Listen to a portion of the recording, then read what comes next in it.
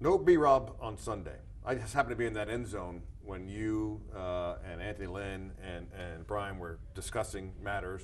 I could see on his face that he wanted to go. What is that conversation like? Because what I think I heard you say was, we live to fight another day with you, kind of thing, as you sent him off.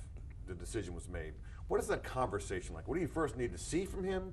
And do you have to talk him out of his own way? Of course you do, and as you would expect any great competitor. First off, where's the confidence level? And sometimes attach a number to that. Where are you? If 5 was excellent, 1 was poor. Where do you feel your strength is? What would you need to test yourself to say, this is where I'm, having, a feeling of something. Right. But at the end, I think what I'd said to him was, today we're going to choose the more difficult right over the easier wrong.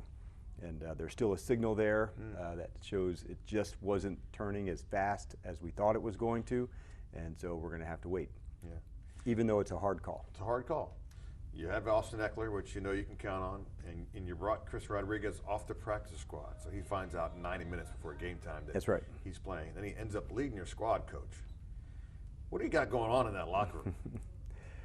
There's a high standard that all of these guys have set for one another, and so Chris has done all the work behind the scenes that that you or any of the fans have not seen, knowing there's post-practice work with Marcus Mariota, there's pre-practice work with Anthony, the scout team work to get your skills and everything right. J-Mac has been a very big influence on him, so here's one veteran showing another, stay with it. There's going to be a time, there's going to be a place for this, and you got to put the work in so when called upon, you're able to deliver. And we all have a lot of trust in Chris. Sure. Another guy that popped for me was Jeremy Chin, who, I mean, there are a couple plays there where I'm sitting in the press box and going, what was that? And this guy just flashing across the field. He seems like, as quiet a guy as he is, at least to us, that he's kind of just found his way here and feels real comfortable in that defense. And he and Quan have a very excellent connection. On the field, on the sideline, what have you seen, where's it going? But the confidence to play man-to-man, especially over tight ends, and his ability to see it and run. And the tackling has been one of the things I've been super impressed by. Your O-line, you faced the #1 sack defense in the league. 0 sacks. I mean, the way that they're playing, what is it that's improved so much for that unit? And we knew this was going to be a tough matchup.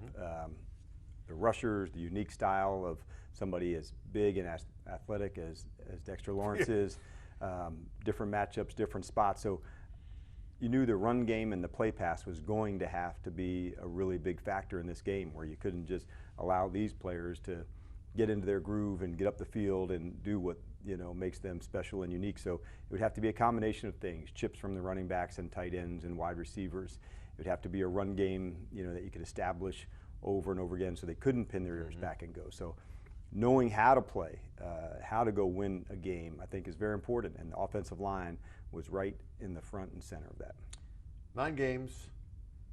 I can't imagine you expected just to have 3 turnovers. That's the lowest amount, not that I was alive back then, but since 1933, Coach, with a rookie who's handling that ball 100% of the time.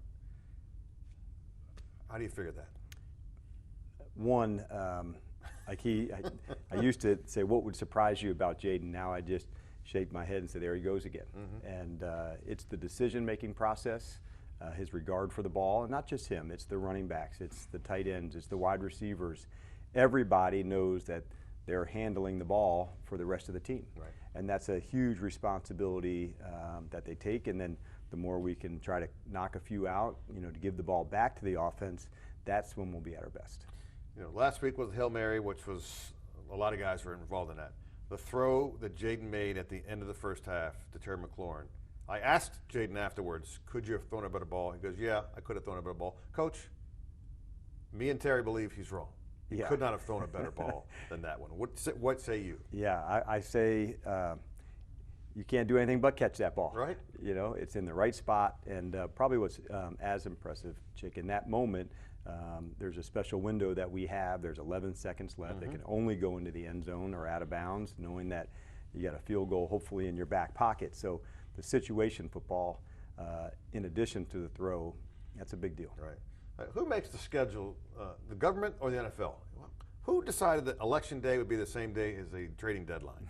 I mean, conspiracy you theory. You have one thing to worry about. The rest of the country, football fans are going, oh, where do I go? Where do I go? I mean, trading deadline.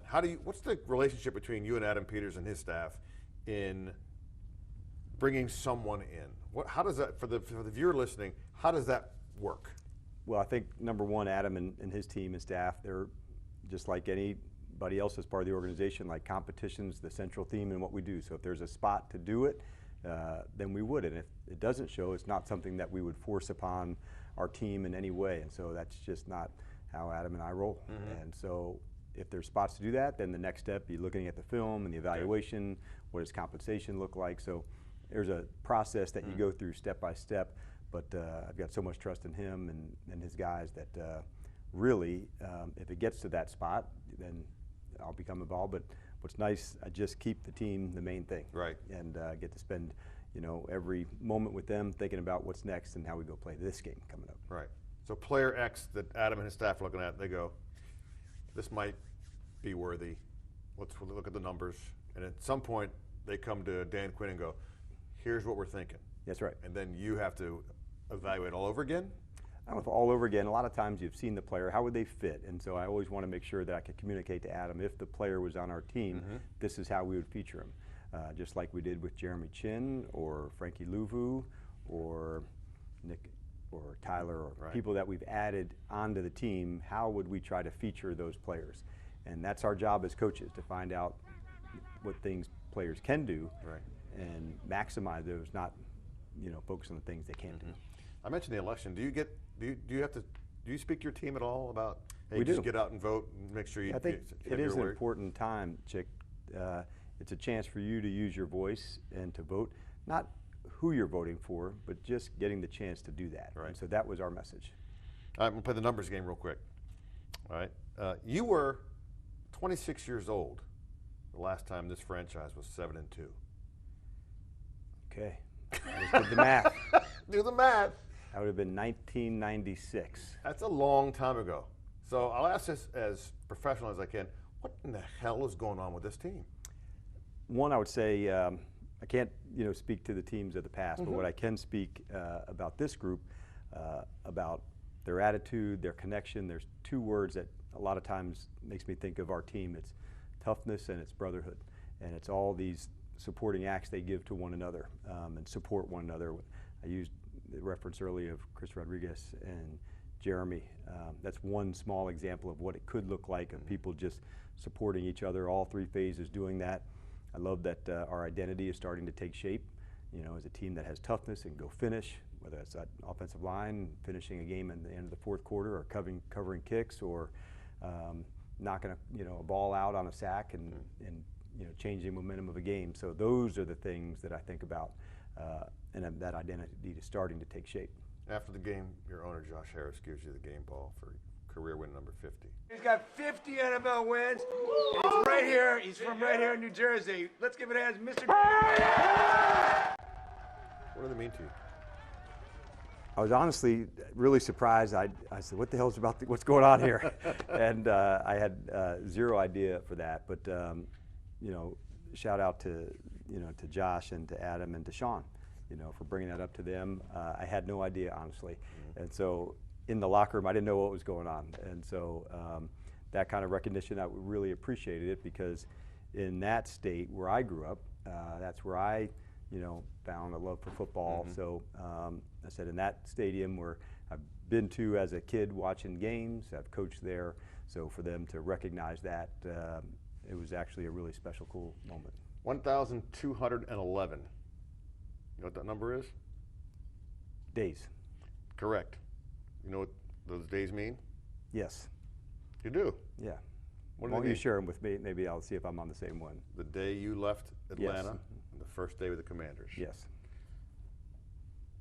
During that time, what drove you to say, I need to continue doing the thing that I love?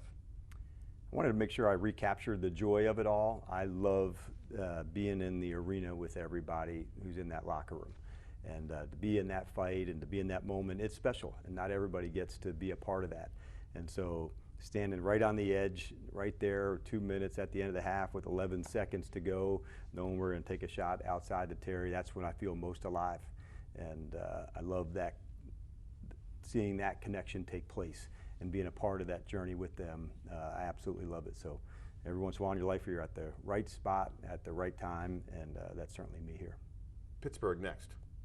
Mike Tomlin, a storied franchise. A lot of respect there, I'd imagine, between Mike Tomlin and that franchise and what you've seen in the NFL? Yeah, I love Mike, and I've known him longer than I haven't.